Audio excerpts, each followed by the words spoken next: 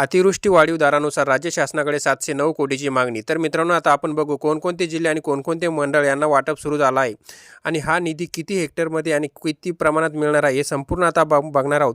तर चला आता आपण बघू पहिला जिल्हा। तर मित्रांनो, पहिला जिल्हा आहे तो म्हणजे छत्रपती संभाजीनगर आणि अपेक्षित निधी आहे 20,600 कोटी। त्यानंतरचा जिल्हा आहे जालना जिल्हा।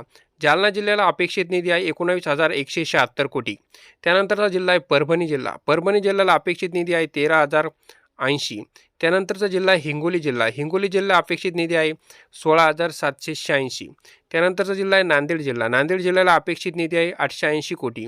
त्यानंतरचा जिल्हा आहे लातूर जिल्हा। लातूर जिल्ह्याला अपेक्षित निधी आहे 35.91 कोटी। त्यानंतरचा जिल्हा आहे बीड। बीड जिल्ह्याला अपेक्षित निधी आहे 2.19 कोटी। त्यानंतरचा जिल्हा आहे धाराशिव। धाराशिव जिल्ह्याला अपेक्षित निधी आहे 429.30 कोटी। त्याचप्रमाणे एकूण जर आपण विचार केला तर 70,992 कोटी एवढा निधी लाखात व बाधित शेतकऱ्यांना हेक्टरमध्ये आता मिळणार आहे। तर मित्रांनो, आपल्याला माहिती आहे नोव्हेंबर 2023 झालेल्या अवकाळी पावसामुळे मराठवाड्यातील 9,57,561 शेतकरी बाधित झाले असून त्यांना 4,94,918 30 हेक्टरवरील पिकांचे नुकसान झाले। या नुकसानग्रस्त शेतकऱ्यांना शासनाने 2 ऐवजी 3 हेक्टरपर्यंत आणि वाढीव दरानुसार मदत देण्याची घोषणा केली आहे। त्यानुसार विभागीय आयुक्तांनी राज्य शासनाकडे 709 कोटी 92,71,000 रुपयांची मागणी सुद्धा केली असल्याची माहिती महसूल उपायुक्त डॉक्टर आनंद कवाने यांनी दिली। मागील 3 वर्षात मराठवाड्यात अतिवृष्टी आणि सततच्या पावसाने शेतकऱ्याचा सामना करावा लागत होता। मात्र गेल्या हंगामात पावसाने ओढ दिल्याने जून महिना कोरडा गेला। जुलै महिन्यात पाऊस झाल्याने शेतकऱ्यांच्या पेरण्या उरकून घेतल्या। खरीपाची पिके ऐन वाढीवर असतानाच पावसाने अनेक दिवस खंड पाडला, त्यामुळे पिकांची वाढ खुंटली।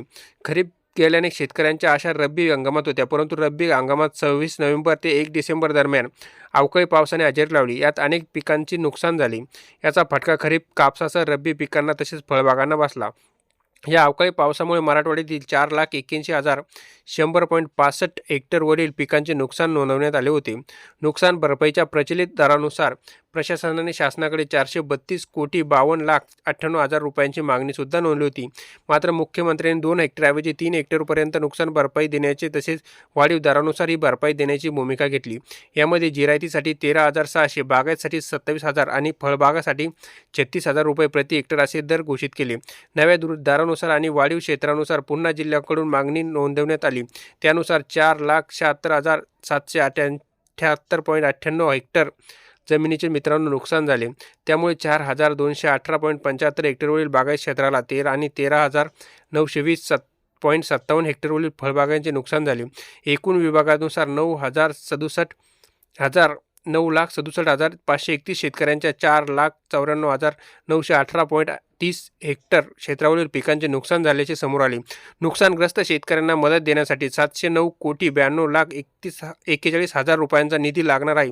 तसा निधी मागणी प्रस्ताव नुकताच शासनाकडे सादर सुद्धा करण्यात आला आहे। आता हे शेतकऱ्यांना केव्हा मदत मिळते हे याकडे सर्व शेतकरी बांधवांचे लक्ष लागून आहे। तर बघूया आपण आता मुख्यमंत्री याच्यावर काय निर्णय घेतात। तर मित्रांनो, ही होती माहिती आवडल्यास आपल्या चॅनलला सबस्क्राईब करायला विसरू नका। धन्यवाद।